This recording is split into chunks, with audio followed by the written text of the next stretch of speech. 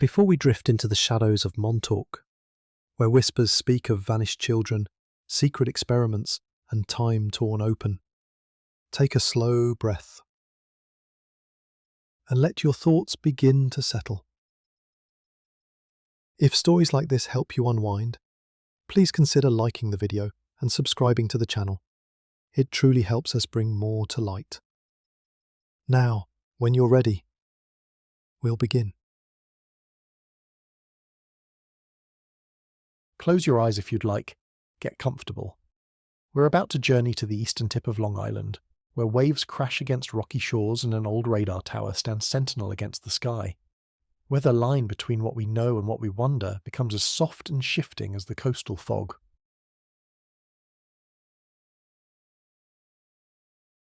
Tonight's story spans centuries, from the earliest days of the American Republic to the digital age. It touches on documented military history, classified government programs, and claims that stretch the boundaries of belief. We'll walk carefully through this landscape, distinguishing between what can be verified and what remains in the realm of speculation.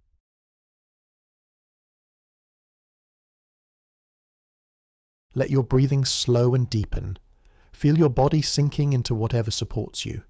We're going to take our time with this story, allowing it to unfold like a slow tide, revealing its secrets layer by layer. There's no hurry here, no pressure to remember every detail. Just let the narrative wash over you like gentle waves against the shore.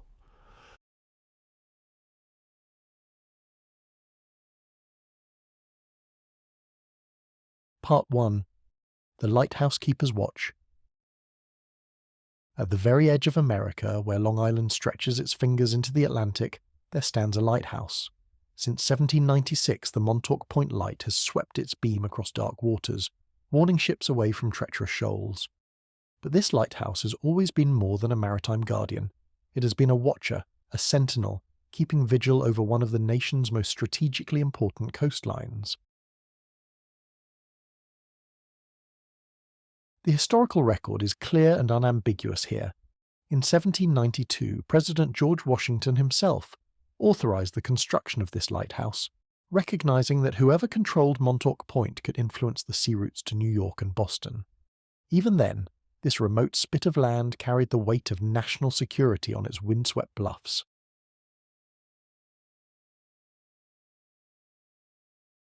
Walk with me along these shores, feeling the sand beneath your feet and the salt air filling your lungs. The landscape here has a timeless quality. Rolling dunes covered in beach grass, rocky outcroppings that have withstood centuries of storms, and always the sound of waves, sometimes gentle, sometimes fierce, but always present. This is a place where time moves differently, where the urgency of modern life seems to slow and settle. The Native Americans who first inhabited this land understood its special character. The Montaukett people called this place Mentacut, meaning the place of observation. For generations before European colonists arrived, they used these high bluffs as a lookout point, watching for whales, monitoring weather patterns, and keeping track of distant canoes moving along the coast. When European settlers arrived, they immediately grasped the strategic importance of this location. From Montauk Point, you could see ships approaching from multiple directions long before they reached the harbours of New York or the Connecticut coast. During the Revolutionary War, this advantage became crucial to the young nation's survival. Imagine the lighthouse keeper in 1917, scanning the horizon not just for merchant vessels in distress, but for the periscopes of German U-boats. That year, the Navy established Naval Air Station Montauk, commanded by a young lieutenant named Mark Mitcher, who would later become one of America's most decorated admirals. The Great War had come to American waters, and Montauk found itself on the front lines of a conflict that spanned the globe. The transformation was remarkable and swift. The peaceful fishing community suddenly bustled with military activity. Dirigibles, those graceful, whale-like aircraft that seem so quaint to us now, floated above the point like tethered clouds. These airships carried observers who could spot submarines from miles away, their elevated position providing a surveillance capability that no ship-based lookout could match.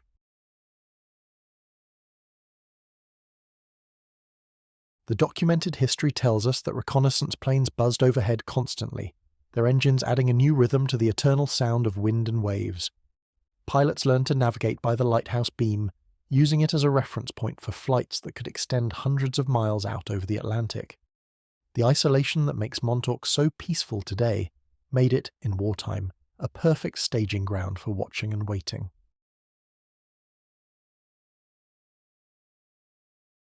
Local residents adapted to this military presence with the pragmatic acceptance that characterizes coastal communities. Fishermen found their traditional grounds restricted during certain operations.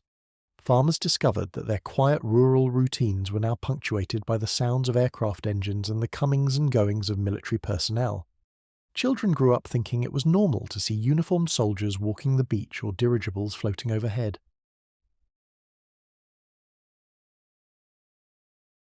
The psychological impact of this militarization was subtle but profound. A community that had lived by the rhythms of fishing seasons and farming cycles now found itself synchronized to the demands of national defense. The lighthouse keeper, once concerned primarily with merchant ships and fishing boats, now watched for signs of an enemy that could appear without warning from beneath the waves. War records from this period reveal the constant tension of coastal defense. Submarine sightings were reported regularly, though many proved to be false alarms. Whales surfacing, floating debris, or tricks of light and shadow on the water. But the threat was real enough. German U-boats were indeed operating in American coastal waters, and the personnel stationed at Montauk knew that their vigilance might be all that stood between enemy submarines and successful attacks on American shipping. By World War II, the threat had evolved and intensified. Now it was German U-boats prowling the east coast in coordinated wolf packs, sometimes surfacing so close to shore that their crews could see the lighthouse beam. Submarine warfare had become far more sophisticated and deadly than it had been during the previous war. The military response was swift and decisive. Camp Hero was born in 1942, a coastal artillery installation designed to transform this beautiful remote peninsula into an impregnable fortress. The Army's plan was both ingenious and slightly surreal. They would build a complete defensive complex but disguise it as a quaint fishing village. From the air, enemy reconnaissance flights would see what appeared to be a peaceful collection of cottages, complete with a white church steeple and a village green. But beneath this theatrical facade lay something far more formidable. The deception was remarkably thorough. Military architects studied New England coastal villages, learning the typical patterns of building placement, the characteristic styles of residential construction, even the way real fishing communities organized their public spaces. Then they recreated these patterns using military buildings disguised with false facades. Barracks were painted and modified to look like large family homes. The motor pool became a barn. Administrative buildings were disguised as shops and municipal offices. The gymnasium received a false steeple and was painted white to resemble a small church. Pathways were laid out to mimic village streets, complete with simulated gardens and decorative elements that would look convincing from aerial photographs.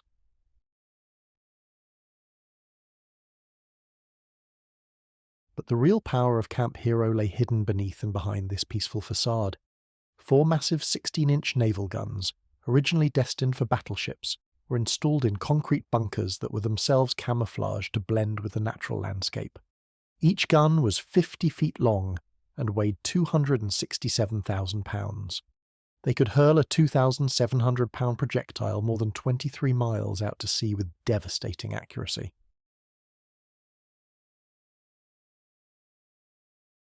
These were not merely defensive weapons.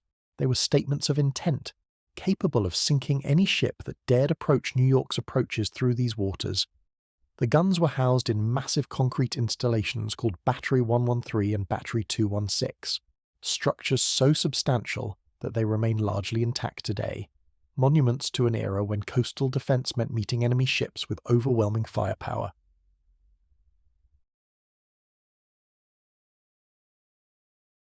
The ammunition storage for these guns required an elaborate underground complex.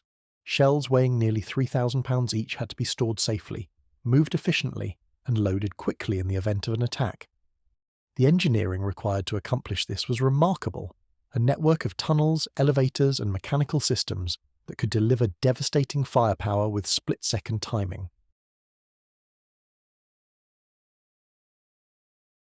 The soldiers who lived and worked at Camp Hero during the war years experienced a strange double life. By day they maintained the illusion of a sleepy coastal village. They hung laundry on lines between the fake cottages, tended to gardens that were real enough even if the buildings they surrounded were not what they appeared to be. Mail was delivered to buildings with residential addresses that masked their true military functions. Yet at any moment they might be called to battle stations, manning guns that could shake the earth for miles around when they fired. Training exercises were conducted regularly, with the massive guns swinging toward the sea and crews practicing the complex choreography of loading and firing procedures. The sound of these exercises could be heard for dozens of miles, a reminder to local civilians that their quiet peninsula had become a crucial piece in America's coastal defense. Veterans who served there spoke of the peculiar intimacy of the place. Hundreds of men living in a fake village, surrounded by real weapons, watching over waters that carried both fishing boats and potential invaders. The psychological effect of this double reality, performance and preparedness, pastoral facade and military might, would linger long after the last German submarine retreated from American waters.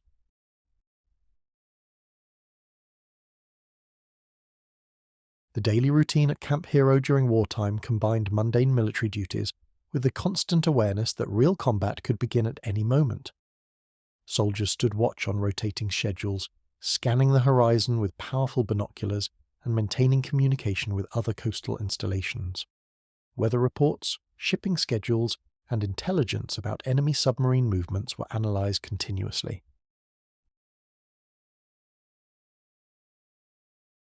The isolation of the base created its own unique culture. Entertainment was limited to what could be organised within the confines of the installation. Movies were shown in the disguised gymnasium. Sports teams formed using whatever space was available. Letters from home became especially precious, connecting the soldiers to a civilian world that seemed increasingly distant from their militarised reality. When the war ended in 1945, Camp Hero seemed to exhale. The great guns fell silent, their crews dispersed to civilian life or other postings. The fake village stood empty, its painted cottages and false steeples slowly surrendering to the salt air and Long Island weather. For a brief moment it appeared that this corner of America might return to its original quiet purpose, watching over ships and fishermen, not soldiers and submarines. But history was not finished with Camp Hero. The peace that followed World War II would prove to be merely an intermission. New threats were emerging from a different direction, and the skies above Montauk would soon fill with aircraft that made the old dirigibles seem like quaint relics. The Cold War was beginning, and with it, a new chapter in the story of this remote, watchful place would unfold, one that would prove even stranger than the theatrical village that had once disguised America's coastal defences.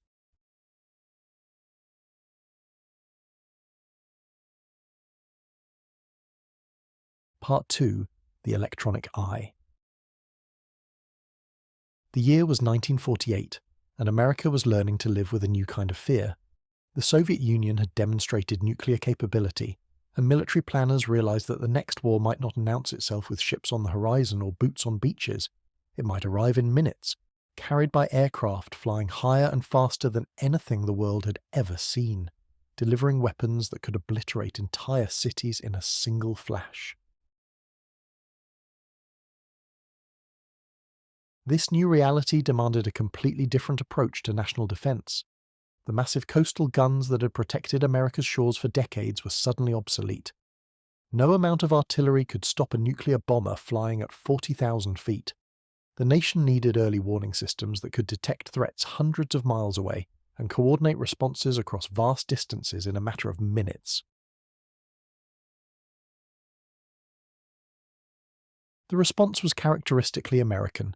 Technological, ambitious, and slightly overwhelming in scope. the Air Defense Command began implementing something called the Lash-Up program, a network of radar stations that would give the country precious minutes of warning in the event of an attack. Camp Hero, with its strategic position and existing infrastructure, was a natural choice for one of these electronic sentinels.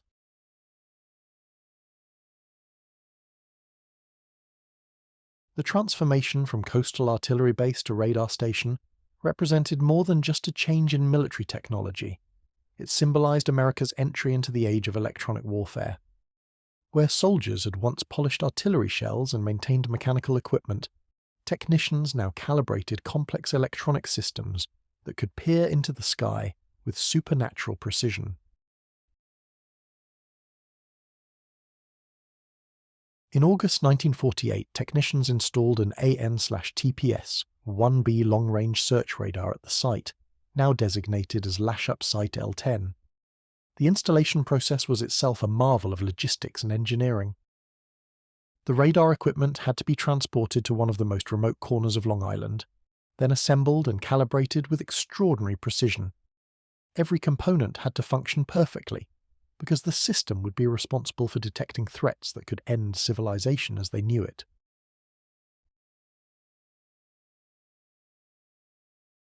The transformation was remarkable. The abandoned fake village suddenly hummed with activity again, but this time the sound was electronic rather than military. Where once soldiers had polished artillery shells, now technicians calibrated radar screens that could peer hundreds of miles into the sky. The rhythms of military life shifted from the mechanical maintenance of guns to the subtle art of reading electronic signals.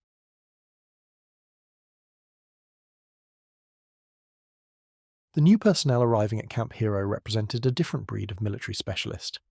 These were not the coastal artillerymen of the previous decade, but electronics experts, communication specialists, and radar operators who understood the emerging science of electromagnetic warfare. They spoke in frequencies and wavelengths rather than calibers and ranges. By 1950, the 773rd Aircraft Control and Warning Squadron had been activated to operate the facility. The squadron's mission was deceptively simple: watch the sky for threats, and coordinate with other installations to mount an appropriate response. But the execution of this mission required mastery of technologies that were advancing so rapidly that training manuals were often obsolete before they could be printed. The men stationed at Montauk during these early Cold War years lived with a strange intimacy with technology. Their world revolved around the rhythm of rotating radar dishes, the sweep of electron beams across cathode ray tubes, the crackling of radio communications that connected them to a network of similar installations across the continent. They learned to read the sky like an ancient language, distinguishing between migrating birds and incoming aircraft, between weather patterns and potential threats.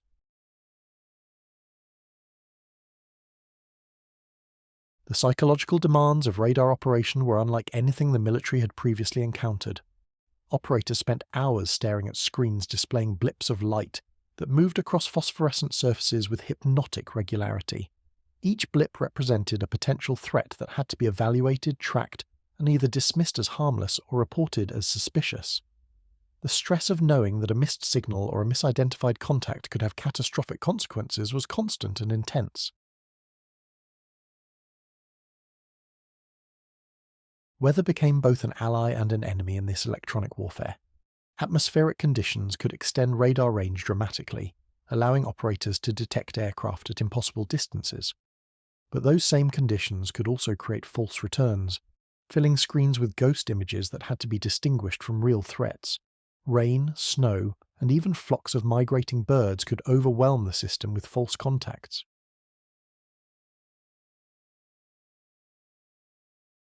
The isolation of Montauk took on new meaning during this period. While the base was connected to the outside world through radio and telephone communications, the operators often felt like astronauts in a space station, monitoring threats from a universe that existed primarily as patterns of light on their screens. The natural beauty of their surroundings, the ocean views, the wildlife, the changing seasons, provided crucial psychological relief from the intensity of their electronic vigil.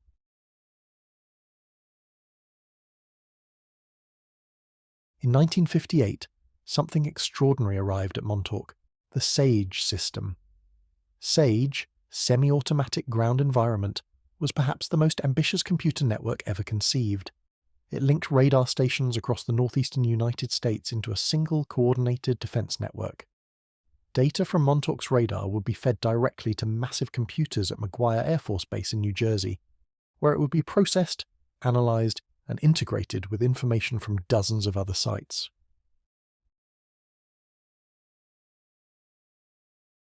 The SAGE system represented a revolution in military thinking. For the first time, human decision-making would be augmented by machine intelligence operating at superhuman speed. The computers could track hundreds of aircraft simultaneously, predict their courses, calculate intercept solutions, and coordinate responses across multiple time zones, all while maintaining a level of precision that no human operator could match.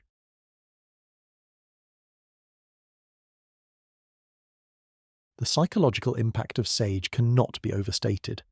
For the first time in human history, machines were helping to make life and death decisions about national defense. The computers at McGuire could track hundreds of aircraft simultaneously, predict their courses, and coordinate intercept missions with mathematical precision. The human operators at sites like Montauk became partners with artificial intelligence decades before that term entered common usage. The installation of SAGE at Montauk required significant modifications to the base infrastructure. New buildings were constructed to house the computer terminals and communication equipment. Power systems were upgraded to handle the enormous electrical demands of the new technology. Climate control systems were installed to maintain the precise temperature and humidity conditions required for optimal equipment performance. The cultural impact on the local community was significant. Montauk had always been a quiet place where people minded their own business, but the arrival of SAGE brought a level of secrecy and security that was unprecedented. Personnel were subject to extensive background investigations. Visitors to the base were strictly controlled. Even casual conversations about work became sensitive matters that could have security implications. In 1960, Montauk received the crown jewel of this electronic arsenal, the ANF-PS-35 radar. This was not merely a larger version of existing technology, it was a quantum leap forward. The dish itself was 126 feet long and 38 feet tall, weighing 40 tons. When it rotated, the ground vibrated for hundreds of yards in every direction. When it transmitted, it could disrupt television and radio broadcasts for miles around. The sheer scale of the ANF-PS-35 was breathtaking. The rotating mechanism required a motor system powerful enough to move 40 tons of metal with sufficient precision to track aircraft moving at hundreds of miles per hour. The transmission system generated so much power that safety protocols had to be established to protect personnel from electromagnetic radiation. Even today, decades after the system was decommissioned, the concrete structures that supported it remain as monuments to Cold War engineering.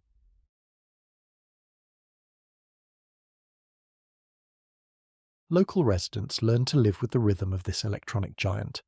Every 12 seconds it would complete a rotation, sending its powerful beams sweeping across the sky like a lighthouse beam made of invisible energy.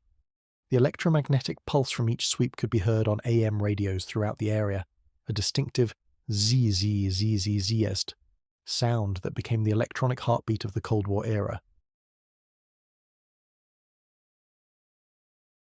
Children grew up thinking this sound was as natural as the crash of waves or the cry of seagulls. Parents learned to time television viewing around the radar sweeps, accepting that certain programs would be interrupted by electronic interference. Radio broadcasts were regularly disrupted, creating moments of eerie silence that reminded everyone of the invisible forces protecting them from invisible threats.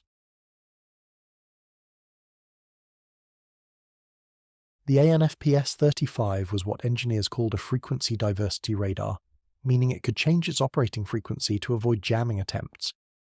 This capability represented the cutting edge of electronic warfare technology. Soviet aircraft attempting to approach American airspace would find their electronic countermeasures useless against a radar that could literally change its voice mid-conversation.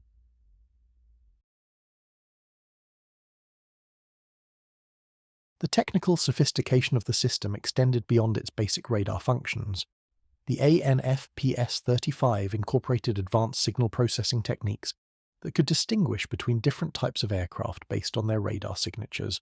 It could determine the size, speed, altitude, and heading of multiple targets simultaneously. Most remarkably, it could maintain tracking even when aircraft attempted to use electronic jamming or chaff to confuse the system. But the true marvel of the system was its integration with the broader SAGE network. The ANFPS-35 at Montauk didn't work alone. It was part of a vast electronic web that stretched from Canada to Virginia. Data flowed through dedicated telephone lines to the SAGE computers, which could coordinate responses across hundreds of miles in near real time. A Soviet bomber detected by Montauk's radar could trigger fighter intercepts from bases in Massachusetts or Connecticut, all coordinated by machines that thought faster than any human controller.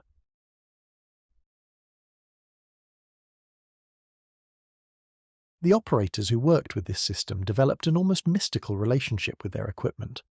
They learned to read the subtle patterns on their screens, to distinguish between the electronic signatures of different aircraft types, to sense when something was wrong even before the computers confirmed it. Their work required intense concentration and split-second decision-making, performed in underground bunkers that never saw daylight. The bunkers themselves were marvels of Cold War architecture. Designed to survive nuclear attack, they featured thick concrete walls, sophisticated air filtration systems, and enough supplies to sustain operations for weeks without outside support. The men who worked in these facilities often described them as submarines buried in the earth, self-contained worlds that could continue functioning even if the surface world was destroyed. Yet for all its technological sophistication, the human element remained crucial. The SAGE system could process information and suggest responses, but human operators made the final decisions about which aircraft were threats and which were friendly. In the event of a real attack, the operators at Montauk would have perhaps 15 minutes to help coordinate America's response before incoming missiles reached their targets. This constant state of readiness created its own psychology. The radar operators lived with the knowledge that they might be among the first to know if World War III had begun. They watched their screens with the intensity of sentries, knowing that a pattern they missed or a signal they misinterpreted could have consequences beyond imagination. The weight of this responsibility was both invisible and omnipresent, like the radio waves that surrounded them constantly.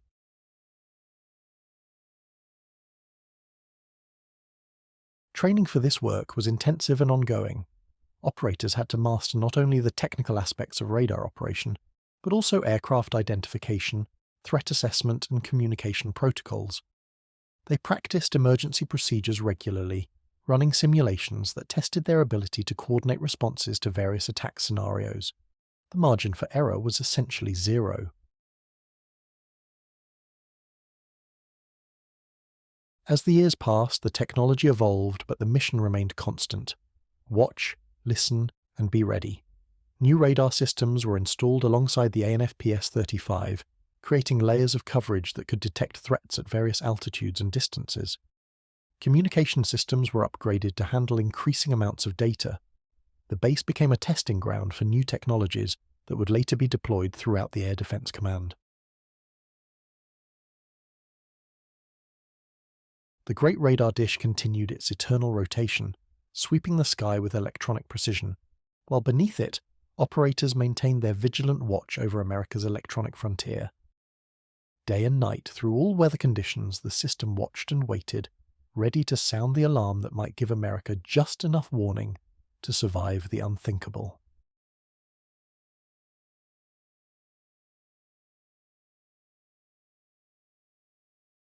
Part 3.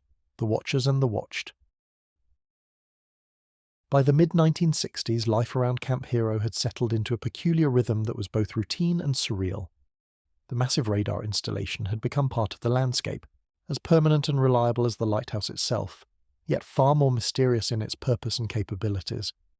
Montauk residents had grown accustomed to the low hum of electronic equipment, the regular rotation of the Great Dish, and the presence of uniformed personnel who seemed to speak in acronyms and technical jargon that belonged to a world most civilians never glimpsed. The 773rd Radar Squadron had become an integral part of the community, despite the classified nature of their work. Local businesses depended on the Air Force personnel for customers. The base employed civilian contractors for maintenance and support services.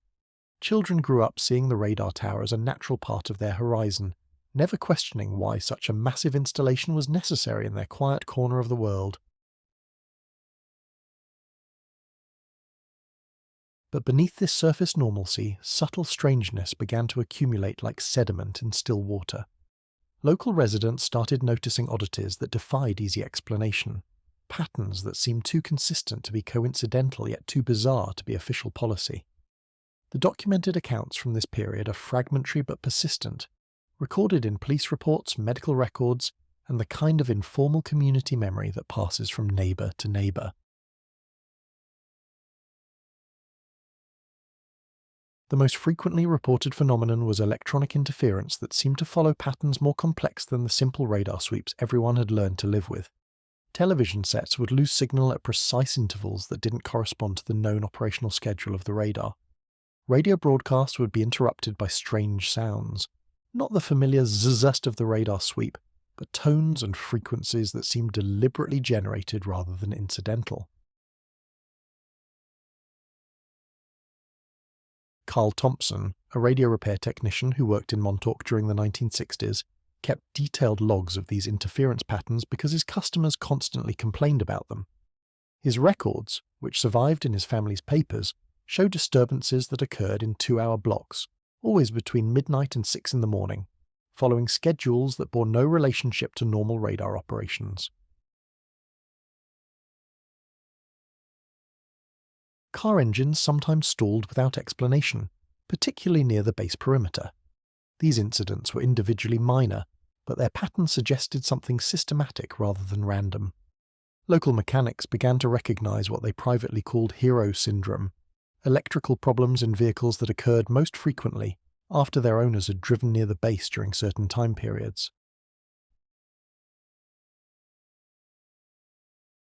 Police reports from the late 1960s and early 1970s mention unusual incidents clustered around certain times of day. Chief of Police Harold Morrison, who served Montauk from 1962 to 1978, later spoke of crime patterns that seemed to follow artificial schedules. Petty crimes, domestic disturbances, and public intoxication incidents would cluster into specific 2-hour windows, as if some external influence was affecting human behavior in predictable cycles.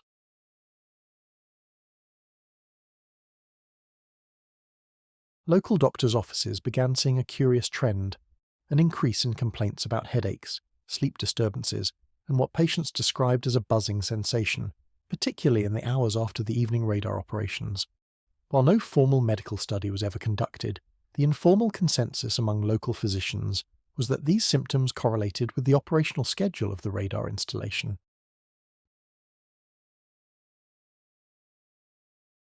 Dr. Margaret Hayes, who practiced in Montauk from 1958 to 1981, kept private notes about these patterns because she found them medically intriguing. Her records show that complaints about sleep disturbances increased dramatically starting in 1968, with patients reporting unusually vivid dreams, difficulty falling asleep, and a sensation they described as electricity in the air during certain nighttime hours.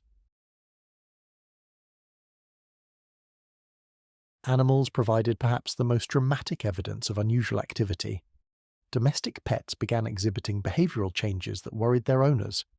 Dogs would howl at specific times, seemingly responding to something their human companions couldn't perceive. Cats would hide during certain hours, emerging only when whatever had disturbed them passed. Farm animals showed similar patterns of agitation and distress. More striking were the reports of wild animals behaving erratically. Deer, which normally moved in predictable patterns, began appearing in unusual locations at strange times. Flocks of birds would suddenly change direction or altitude while flying over certain areas near the base. Fish in nearby ponds showed unusual swimming patterns that local fishermen noticed but couldn't explain. The base personnel themselves were not immune to strangeness.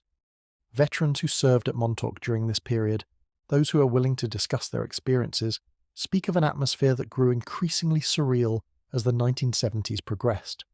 Standard military routine continued, but it was punctuated by irregularities that seemed to have no place in the orderly world of radar operations. Equipment would malfunction in patterns that suggested something beyond normal technical failures. Sensitive electronics would experience interference during times when no known sources of electromagnetic disruption were operating. Communications equipment would pick up signals that didn't match any authorized frequencies.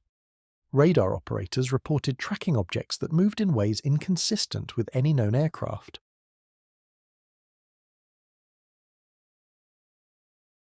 These reports were filed according to standard protocols, investigated by technical personnel, and then apparently forgotten. The investigation reports themselves have proven difficult to locate in military archives, adding another layer of mystery to incidents that were already hard to explain.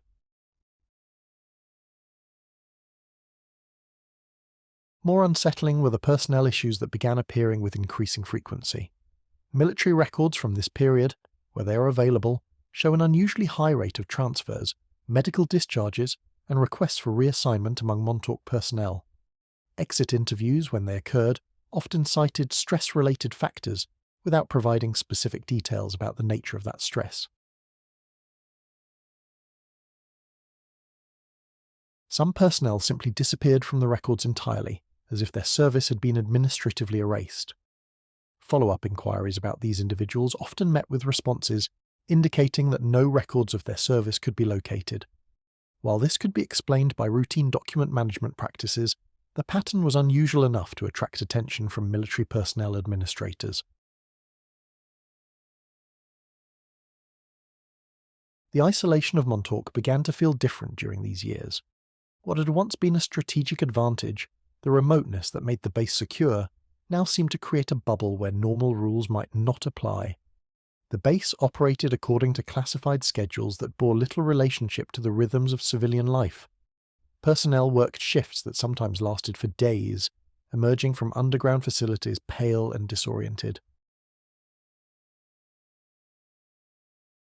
Security measures that had always been strict became nearly paranoid. Perimeter patrols were increased and their patterns randomized. Additional fencing was installed in areas that had previously been considered adequately secured. Motion detectors and other surveillance equipment appeared around the base perimeter, creating an electronic barrier that supplemented the physical one. Local teenagers, drawn by curiosity and boredom, began exploring the edges of the base property with the dedication of amateur archaeologists. They reported finding areas where the chain-link fencing had been supplemented by newer, more sophisticated barriers that seemed designed to keep people out of areas that had previously been accessible. Security patrols that had once been routine and predictable became irregular and intensive. Sometimes the young explorers encountered personnel who seemed to be conducting activities that had nothing to do with radar operations. These encounters were typically brief and uncomfortable, with military personnel discouraging civilian presence in terms that suggested the stakes were higher than simple trespassing. The most persistent reports from this period concern the sounds that emerged from the base after dark. While the radar operations continued around the clock, residents began noticing additional sounds that didn't fit the familiar pattern of rotating dishes and humming electronics.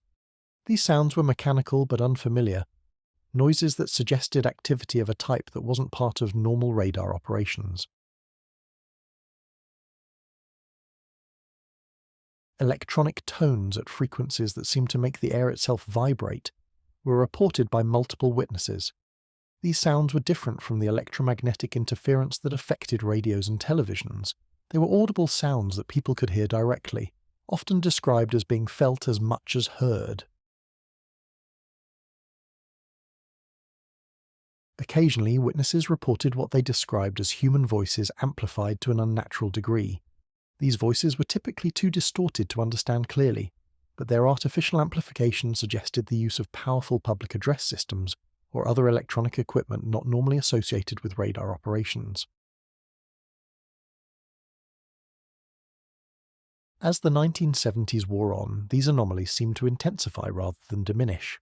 Weather patterns around Montauk became a subject of local conversation in ways they had never been before. Residents reported fog that appeared and disappeared with unusual rapidity, often seeming to center on or emanate from the base area. Localized storms that seemed to center on the installation were reported by multiple witnesses. These storms would appear suddenly, affect a limited area around the base, and then dissipate as quickly as they had formed. Meteorological records from this period are sparse, but what exists suggest weather conditions that, while not impossible, were statistically improbable.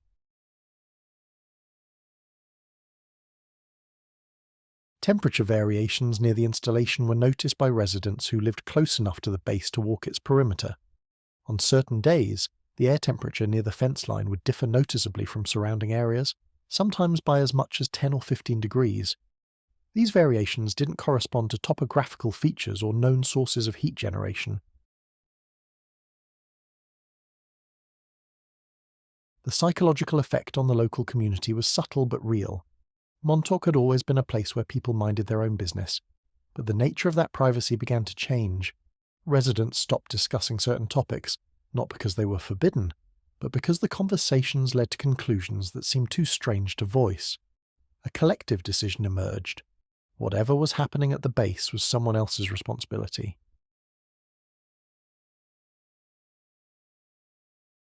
This communal silence created its own kind of tension. People knew things were happening that they couldn't explain, but social conventions prevented them from discussing these observations openly. Conversations would begin about unusual experiences, then trail off into uncomfortable silence when the implications became too bizarre to pursue.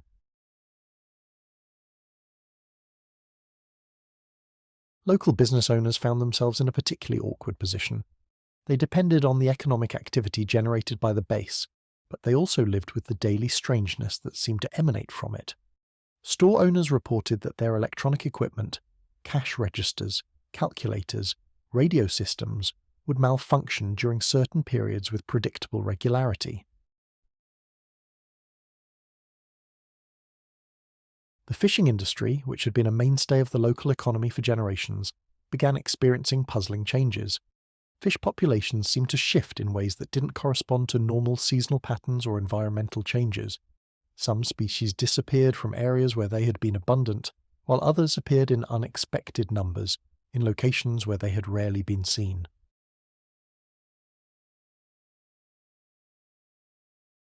Commercial fishermen reported electronic interference with their navigation and communication equipment when operating in certain areas off the coast. This interference was more severe and systematic than anything they had experienced during the earlier years of radar operations, suggesting that something beyond normal radar activity was affecting the marine environment.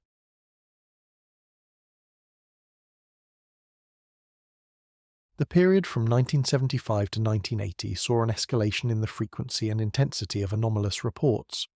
What had been occasional oddities became regular occurrences that residents learned to anticipate and work around. The strangeness had become normalized, integrated into the rhythm of daily life in ways that made it seem almost natural.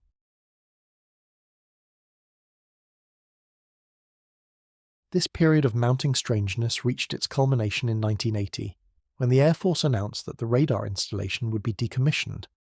The official explanation was straightforward. Advancing technology had made the SAGE system obsolete. Satellite surveillance and other innovations could provide the same defensive coverage more efficiently and at lower cost. The announcement came with little warning and less explanation. Personnel were notified that the base would close, but details about the timeline and procedures were kept classified. Local officials were informed that the installation would be transferred to other agencies, but the specifics of these transfers were not disclosed.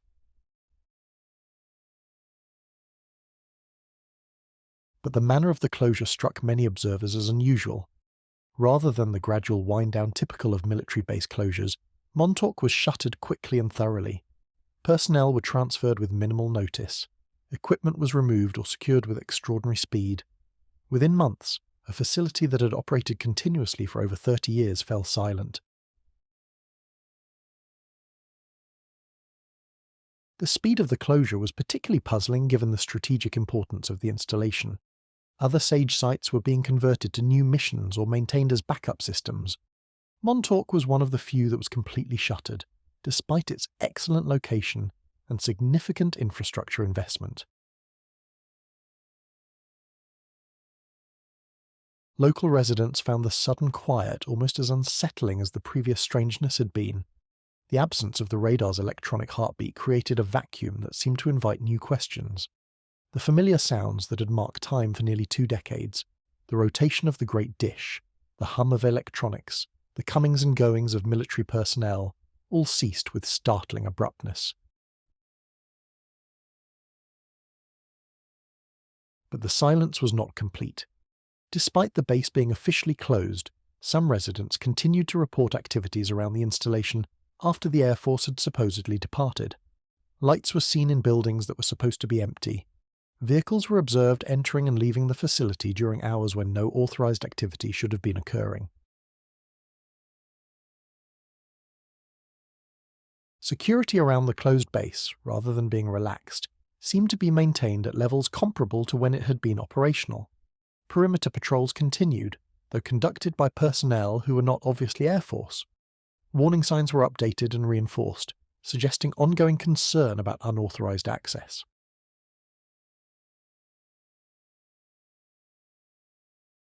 The transfer of the property to various civilian agencies was accomplished through a complex series of legal arrangements that seemed designed more to obscure than clarify the future status of the installation. Portions of the land were designated for state park use, but significant areas remained under federal control with unclear oversight responsibilities.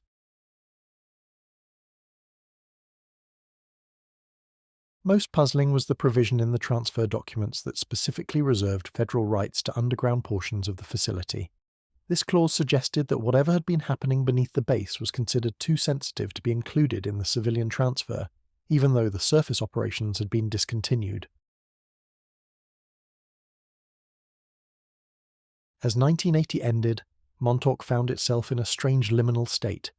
The official military presence was gone, but the feeling of secrecy and hidden activity remained.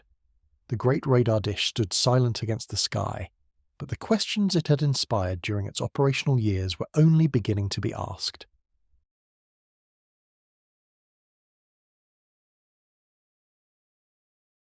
Part 4. The Storytellers Emerge.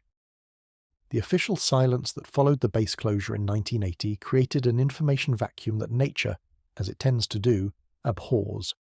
Into this vacuum stepped individuals with extraordinary claims and vivid memories that they insisted had been hidden from them until years after the events they described. These were not casual conspiracy theorists or attention seekers, but people whose lives had been fundamentally altered by experiences they claimed to have had at the very installation that had just fallen silent. The first and most significant of these voices belonged to Preston Nichols, an electronics engineer from Long Island, who had become the primary chronicler of what he termed the Montauk Project. According to his own account, Nichols had lived an ordinary life working with radar and electronics until the mid-1880s, when he began experiencing strange recollections that seemed to belong to someone else's life. Nichols was not a typical conspiracy theorist. He held legitimate credentials as an electronics engineer and had worked with sophisticated radar systems for most of his professional career.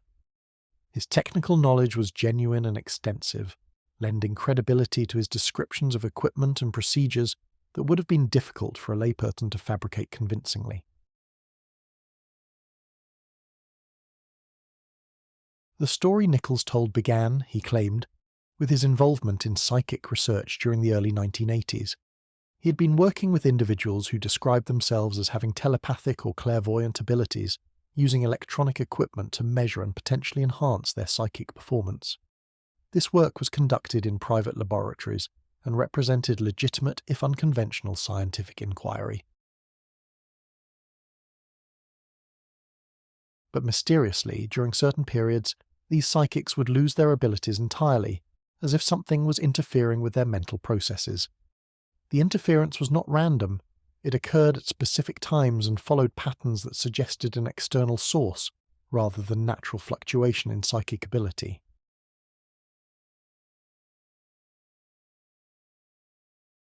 Determined to understand this interference, Nichols embarked on what he described as a technical investigation. Using radio frequency detection equipment, he began monitoring the electromagnetic environment during periods when the psychics lost their abilities.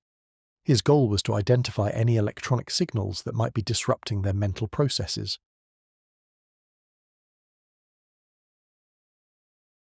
What he discovered, according to his account, was a powerful signal operating in the 410 to 420 MHz range. This signal appeared only during the times when the psychics experienced their difficulties, and it was far more powerful than any authorized transmissions in that frequency range. Following this signal with increasingly sophisticated equipment, he was led to a shocking discovery. The signal was emanating from the supposedly decommissioned radar installation at Montauk. This revelation, according to Nichols, triggered the return of suppressed memories. He began recalling experiences from the 1970s that he claimed had been erased from his consciousness by sophisticated mind control techniques. These memories, he insisted, revealed his involvement in a secret research program that had used the Montauk radar installation for purposes far beyond air defense.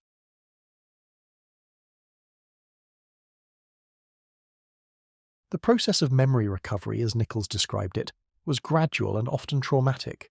Images and sensations would surface unexpectedly, triggered by seemingly random stimuli, certain sounds, electromagnetic frequencies, or even specific locations around Long Island.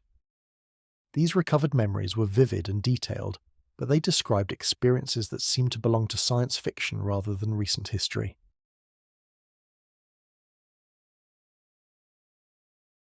Nichols was not alone in these claims. He was soon joined by Bielek, a man who claimed to have recovered his own suppressed memories of involvement in both the legendary Philadelphia experiment of 1943 and its continuation at Montauk decades later. Bielek's stories were even more extraordinary than Nichols', involving time travel, interdimensional portals, and contact with extraterrestrial intelligence. Bielek's background was as unconventional as his claims. He had worked in various technical fields and demonstrated familiarity with advanced electronics and physics concepts. Like Nichols, he could speak authoritatively about technical subjects, lending apparent credibility to his more extraordinary assertions. According to Bielek, his involvement in the Montauk Project began decades earlier, during his alleged participation in the Philadelphia experiment. This legendary incident, supposedly conducted by the US Navy in 1943, allegedly involved attempts to make the destroyer USS Eldridge invisible to radar. Bielek claimed that the experiment had succeeded beyond expectations, creating effects that included time displacement and interdimensional travel. The Philadelphia experiment, Bielek asserted, had revealed fundamental connections between electromagnetic fields, consciousness, and the structure of reality itself. This discovery had led to decades of secret research aimed at understanding and controlling these connections. The Montauk installation, with its powerful radar equipment and isolated location, had become the primary site for this continued research. Together, Nichols and Bielek painted a picture of Montauk that bore little resemblance to the official history of the radar station. In their telling, the base had been the site of experiments that pushed the boundaries of known science. The massive radar dish, they claimed, had been modified to focus not just radio waves, but something they called psychic energy, the mental force generated by specially trained or naturally gifted individuals.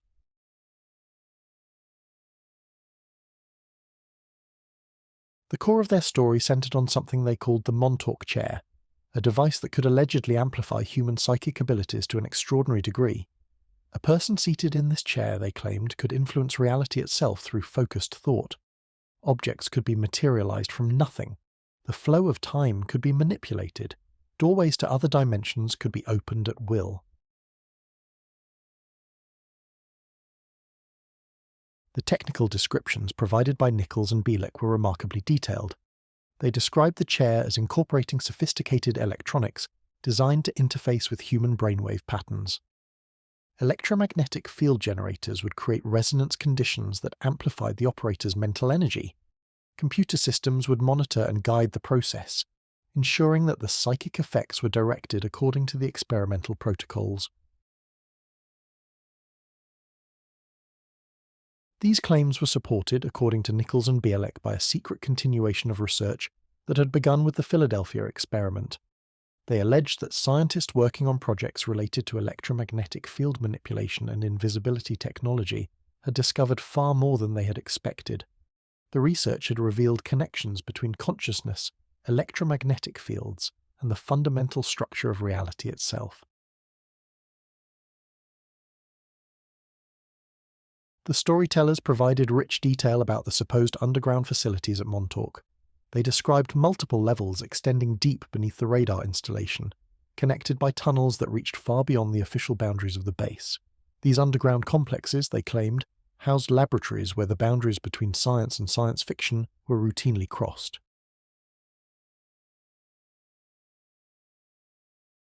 The underground facilities were described as being far more extensive than the surface installation. Multiple levels contained different types of laboratories and equipment.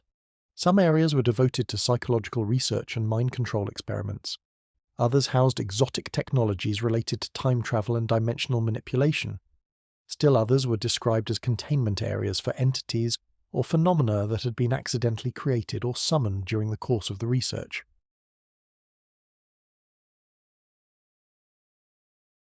Most disturbing were their claims about human experimentation.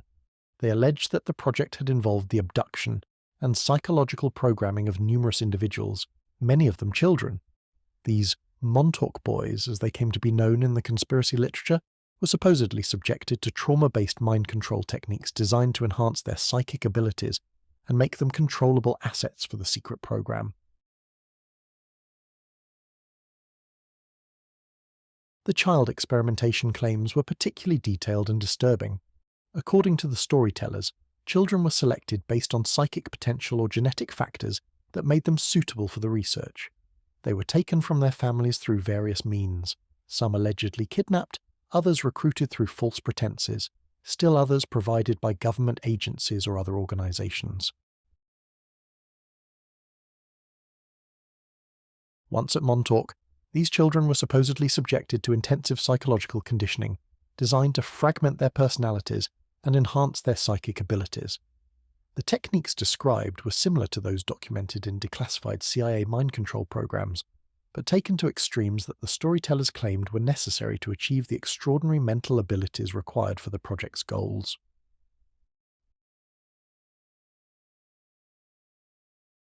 Duncan Cameron emerged as another key figure in these accounts. Cameron claimed to have been one of the primary psychic operators of the Montauk chair, possessing natural abilities that made him invaluable to the alleged research program.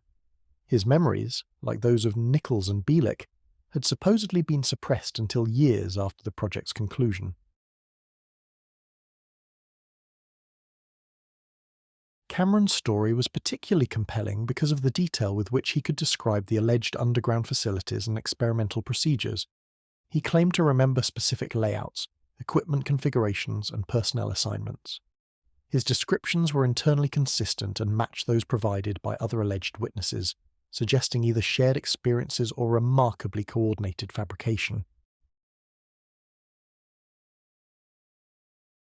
The stories these men told were internally consistent and remarkably detailed. They could describe the layout of underground facilities, the names and roles of personnel, the technical specifications of equipment, and the progression of experiments over many years. They spoke of time travel missions to various historical periods, of contact with extraterrestrial entities, of experiments that accidentally created tears in the fabric of space-time itself. According to their accounts, the project had achieved extraordinary successes and suffered catastrophic failures. Time travel missions had been conducted to various historical periods, allowing researchers to observe and sometimes influence past events. Contact had been established with extraterrestrial intelligences, who provided technological assistance in exchange for unknown considerations.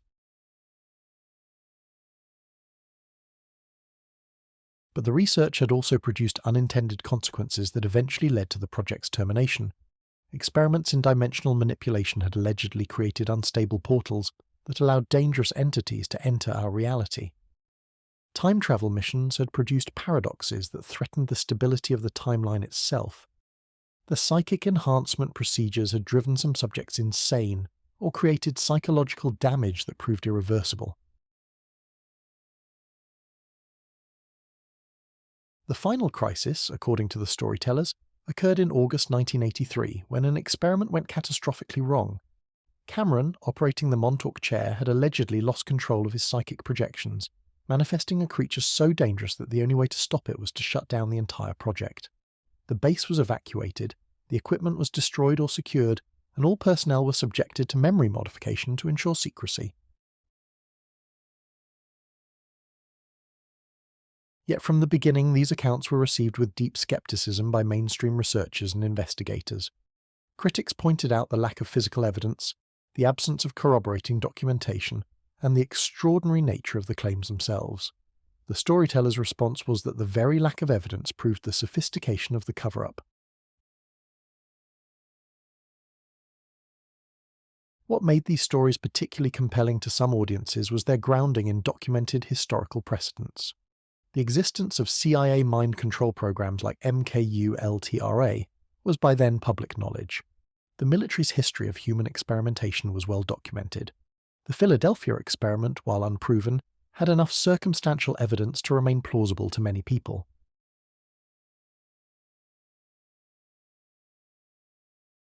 The storytellers also demonstrated genuine technical knowledge in their descriptions of radar and electronic systems. Nichols, in particular, could speak authoritatively about the equipment that had actually been installed at Montauk. This technical credibility lent weight to their more extraordinary claims for those inclined to believe them.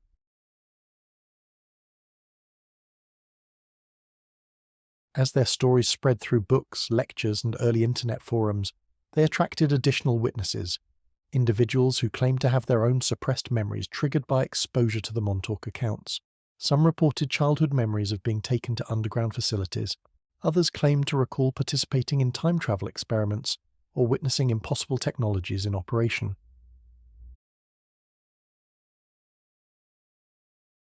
These additional witnesses provided corroborating details that seemed to support the original accounts. They described similar facilities, equipment, and procedures. Their stories were internally consistent with each other and with the narratives provided by Nichols, Bielek, and Cameron. The accumulation of testimony created a body of evidence that, while far from proof, was substantial enough to sustain continued investigation and debate.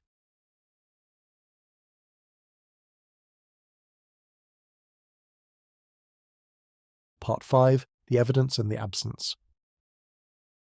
Any serious examination of the Montauk Project claims must grapple with a fundamental paradox that lies at the heart of modern conspiracy thinking: the simultaneous presence of tantalizing circumstantial evidence and the complete absence of definitive proof.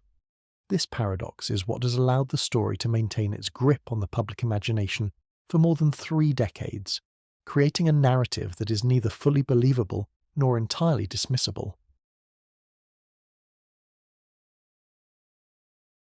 Let us begin with what can be verified through official records and documented sources. Camp Hero and the Montauk Air Force Station did exist exactly as described in the historical record. The installation was real, substantial, and operated for decades under conditions of military secrecy. The ANFPS-35 radar was indeed a highly advanced piece of technology, capable of generating enormous amounts of electromagnetic energy across multiple frequency ranges.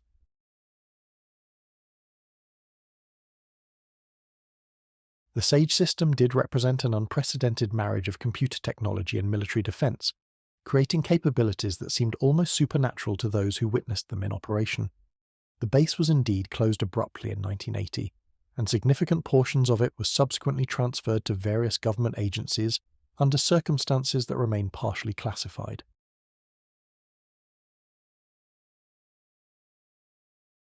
The technical capabilities described by the Montauk witnesses are not entirely beyond the realm of possibility. While the specific claims about consciousness manipulation and reality alteration exceed current scientific understanding, the underlying technologies, electromagnetic field generation, computer-brain interfaces, psychological conditioning techniques, all exist in various forms. More intriguingly, certain anomalies in the official documentation have fueled continued speculation among researchers and investigators. Military records related to Montauk are unusually sparse compared to those of other similar installations. Document requests that should yield substantial information often return minimal or heavily redacted materials. Some documents that should exist according to standard military archival practices appear to be missing entirely. Personnel records, equipment inventories, operational reports, and maintenance logs that would normally be preserved for historical purposes are either unavailable or exist only in fragmentary form. While this could be explained by routine document destruction policies or simple bureaucratic oversight, conspiracy theorists point to it as evidence of deliberate concealment.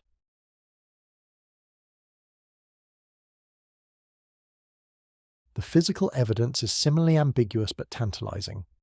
Investigators have discovered that the base contained more underground infrastructure than was ever officially acknowledged. Sealed tunnels, bricked-up doorways, and concrete structures that don't appear on any known building plans have been documented by multiple independent explorers over the years.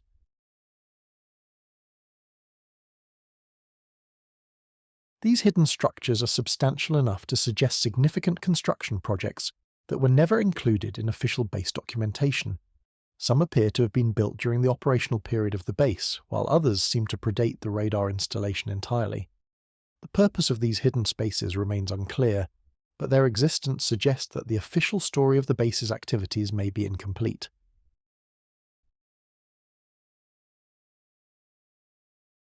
Ground-penetrating radar surveys conducted by researchers have revealed large metallic objects buried beneath areas of the base that were supposedly never developed. These objects are too large and positioned too precisely to be construction debris or abandoned equipment. They appear to be intentionally placed structures of unknown purpose and origin.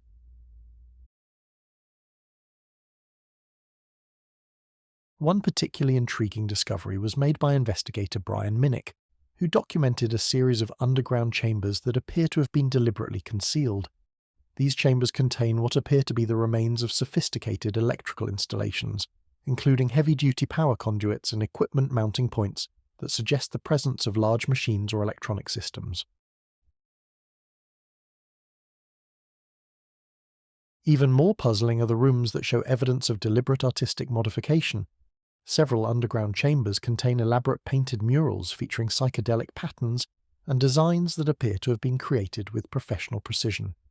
The paint used in these murals shows no signs of having been applied by casual vandals. The work is too skillful, and the patterns too complex.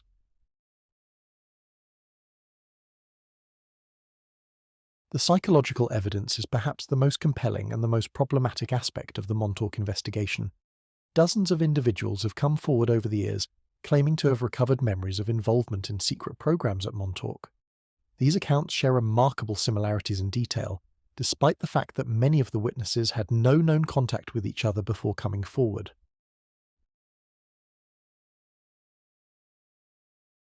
The witnesses describe consistent details: the layout of underground facilities, the appearance of specific pieces of equipment, the names and descriptions of personnel, and the progression of experiments over time. The consistency of these accounts is either evidence of a shared experience or an indication of how powerfully suggestive the original stories have proven to be.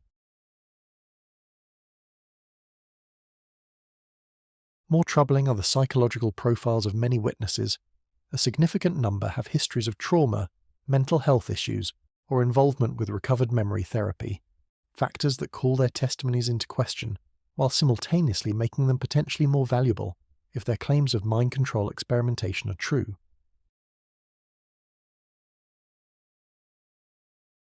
The phenomenon of recovered memory is itself controversial within the psychological community.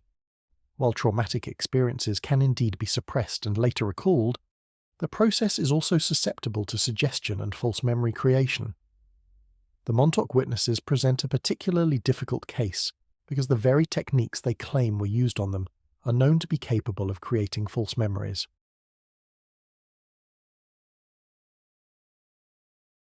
Several witnesses have undergone hypnotic regression therapy in attempts to recover more complete memories of their alleged experiences. These sessions have produced detailed accounts of underground facilities, experimental procedures, and contact with non-human entities.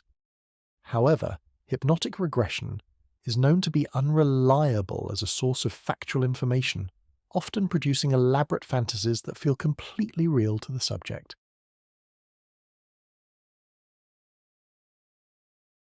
The technological aspects of the Montauk claims occupy a particularly interesting position between plausibility and impossibility. Many of the electronic and electromagnetic phenomena described by witnesses are theoretically possible, though beyond the capabilities of known 1970s technology. Recent advances in neuroscience, quantum physics, and electromagnetic field research have made some of the described effects seem less impossible than they did when first reported. For example, the claim that electromagnetic fields can influence human consciousness is no longer entirely speculative. Research into transcranial magnetic stimulation has demonstrated that focused electromagnetic fields can indeed affect brain function, memory formation, and even visual perception. While the effects achieved in laboratory settings fall far short of the dramatic claims made about Montauk, they suggest that the basic principle is not impossible. Similarly, research into quantum entanglement and non-local effects has revealed phenomena that challenge conventional understanding of space and time. While these discoveries don't validate claims about time travel or dimensional portals, they suggest that our understanding of physical reality remains incomplete in ways that leave room for extraordinary possibilities.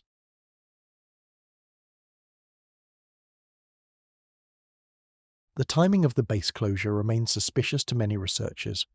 The official explanation that satellite technology had made the SAGE system obsolete is accurate but incomplete.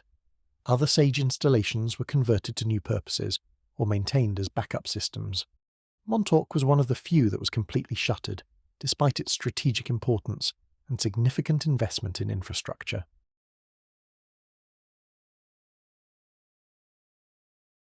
The speed of the closure was also unusual. Most military base closures involve gradual wind-down periods that can last months or years. Montauk was evacuated and secured within a matter of weeks, suggesting either urgent budgetary pressures or other factors that required immediate termination of operations. Government responses to inquiries about Montauk have been consistently minimal and often contradictory. Freedom of Information Act requests have yielded remarkably little documentation for a facility that operated for over 30 years. When documents are released, they are often heavily redacted or deal only with routine administrative matters.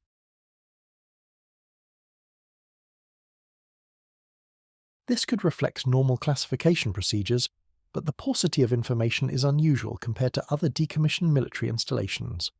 Researchers have noted that bases with far less strategic importance and shorter operational histories have generated much more extensive documentary records.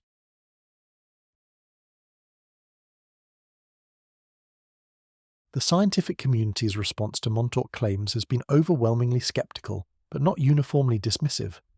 Some researchers have noted that certain aspects of the alleged experiments, particularly those involving electromagnetic fields and consciousness, touch on areas of legitimate scientific inquiry that remain poorly understood.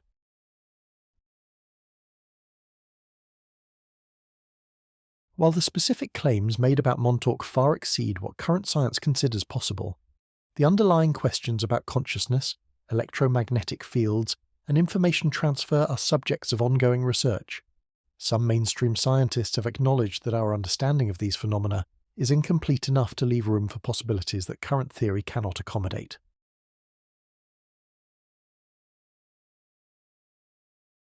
Perhaps most significantly, the cultural impact of the Montauk story has created a feedback loop that makes objective investigation increasingly difficult. The site has become a pilgrimage destination for conspiracy theorists, paranormal investigators, and curiosity seekers. This constant attention has led to contamination of potential evidence, creation of hoax artifacts, and the development of a local industry based on maintaining the mystery. The economic incentives for perpetuating the Montauk legend are not insignificant. Books, documentaries, tours, and related merchandise generate substantial revenue for various individuals and organizations. This commercial interest creates pressure to maintain the mystery regardless of what objective investigation might reveal. The absence of definitive proof cuts both ways in evaluating the Montauk claims. While it weakens the case for extraordinary events, it also makes definitive debunking impossible. The sophistication of the alleged cover-up, if it existed, would naturally result in exactly the kind of evidence vacuum that researchers encounter when investigating Montauk. Modern investigations using advanced technology have yielded mixed results that add to rather than resolve the mystery. Electromagnetic field measurements around the site have detected anomalies that could be explained by residual equipment or geological factors, but which also leave room for more exotic interpretations.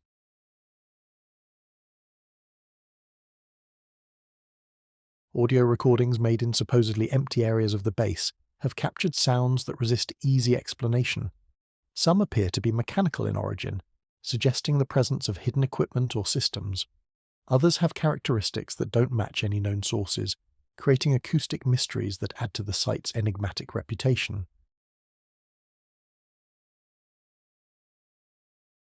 The legal status of the site adds another layer of complexity to any investigation. While portions of Camp Hero are now a state park open to the public, significant areas remain off-limits under various federal jurisdictions. The deed transferring the property to New York State contains unusual clauses that preserve federal government rights to reclaim the underground portions of the facility. Whether this represents routine legal caution or evidence of ongoing classified activities remains a matter of interpretation. The restricted areas continue to be patrolled and secured, suggesting that whatever interests the federal government has in the site remain active decades after the official closure of military operations.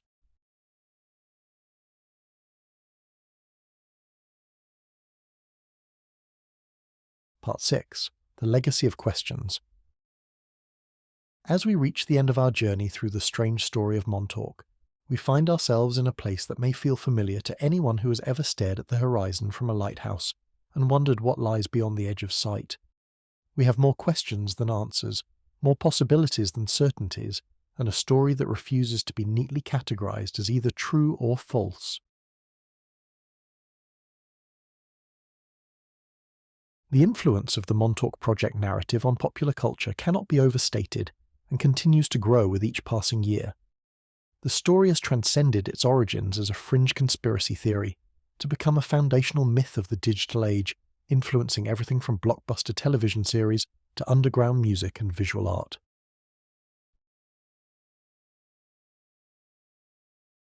The Duffer Brothers, creators of the Netflix series Stranger Things, have openly acknowledged that Montauk was their original inspiration.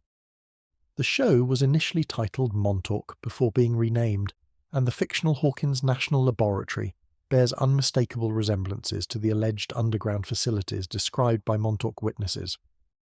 The character of Eleven, with her psychokinetic abilities and traumatic past as a government test subject, draws directly from the Montauk Boys narrative.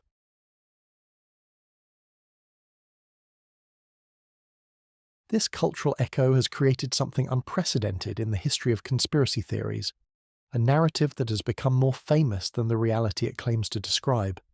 Millions of people who have never heard of the actual Camp Hero or Montauk Air Force Station are familiar with the basic elements of the story through its fictional adaptations.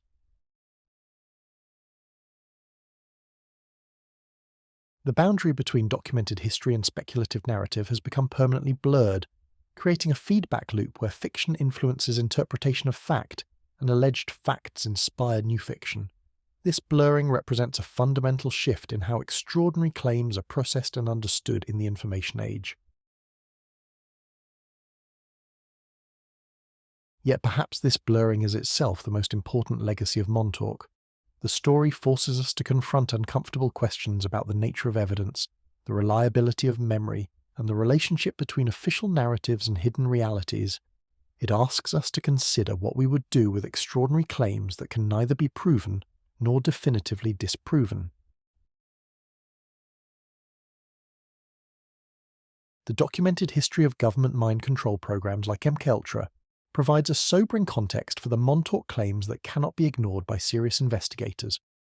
We know that US agencies did conduct secret experiments on unwitting subjects. We know that memories can be manipulated through various techniques. We know that psychological programming is possible and has been extensively researched.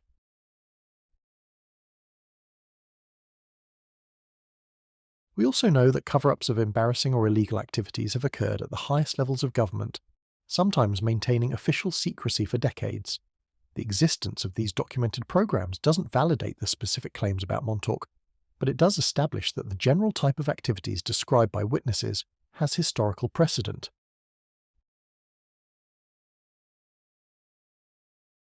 This knowledge makes the Montauk story simultaneously more plausible and more frightening. If similar experiments did occur, would we expect to find clear evidence? Would participants be able to remember their experiences accurately? Would official denials be sufficient to dismiss such claims? The very sophistication of documented mind control techniques makes the absence of clear evidence less reassuring than it might otherwise be.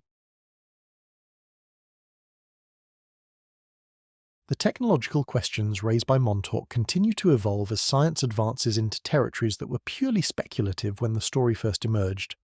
Research into consciousness, quantum entanglement, and electromagnetic field effects has revealed phenomena that, while not validating the specific claims about Montauk, suggest that our understanding of the relationship between mind and matter remains incomplete. Brain-computer interfaces, once the stuff of science fiction, are now clinical realities. Devices that can read neural activity and translate it into computer commands are being used to help paralyzed patients control prosthetic limbs and communicate. While these achievements fall far short of the mind control capabilities alleged at Montauk, they demonstrate that the basic concept of technological enhancement of mental abilities is not impossible. Similarly, research into transcranial magnetic stimulation has shown that focused electromagnetic fields can indeed influence human consciousness, affecting memory, perception, and even moral reasoning. Quantum physics has revealed non-local connections between particles that challenge conventional understanding of space and time. These developments don't prove the Montauk claims, but they suggest that what seemed impossible in the 1980s may merely be improbable today. The psychological dimension of the Montauk story raises equally complex questions about the nature of memory, trauma, and truth. The consistency of witness testimonies could indicate shared experience, but it could also demonstrate the power of suggestion and the malleability of human memory under certain conditions. The fact that many witnesses have histories of trauma could discredit their accounts as the products of damaged psyches seeking meaning in fantasy. Alternatively, it could support claims that traumatized individuals were specifically targeted for experiments precisely because their compromised mental state made them ideal subjects for psychological manipulation.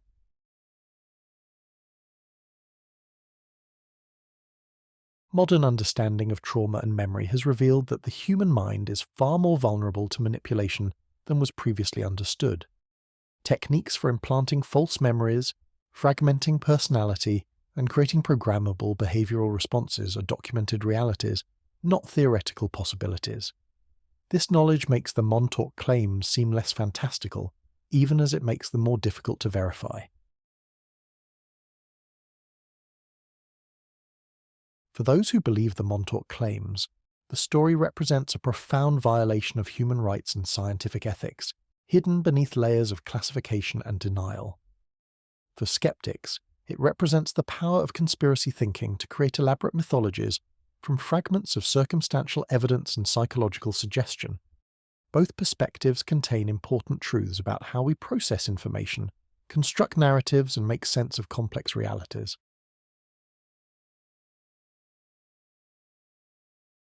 The site itself continues to deteriorate and evolve, creating a constantly changing landscape that seems to mirror the shifting nature of the stories told about the place.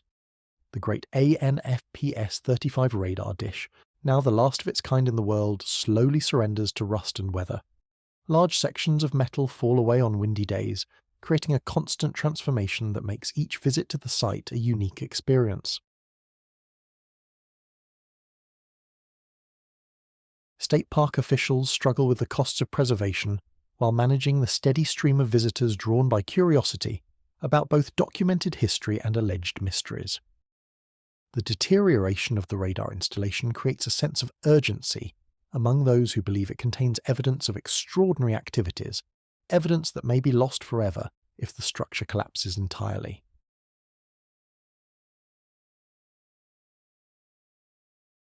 Modern paranormal investigators continue to visit Camp Hero with increasingly sophisticated equipment, recording electromagnetic anomalies, capturing unexplained audio phenomena, and documenting visual irregularities that resist easy explanation. Whether these represent genuine mysteries or the psychological effects of expectation and suggestion remains an open question, but the investigations continue to yield data that keeps the mystery alive.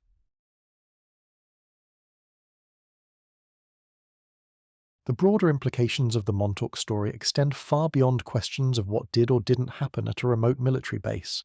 The narrative has become a lens through which we examine our relationship with authority, our willingness to accept official explanations, and our capacity to believe in possibilities that challenge our understanding of reality. In an age of increasing government transparency, the persistent classification of information related to national security creates spaces where speculation can flourish unchecked. Every redacted document, every withheld record, every official no comment feeds the possibility that important truths remain hidden from public view. Montauk has become a symbol of these hidden spaces, a representation of everything we suspect we don't know about our own government's activities.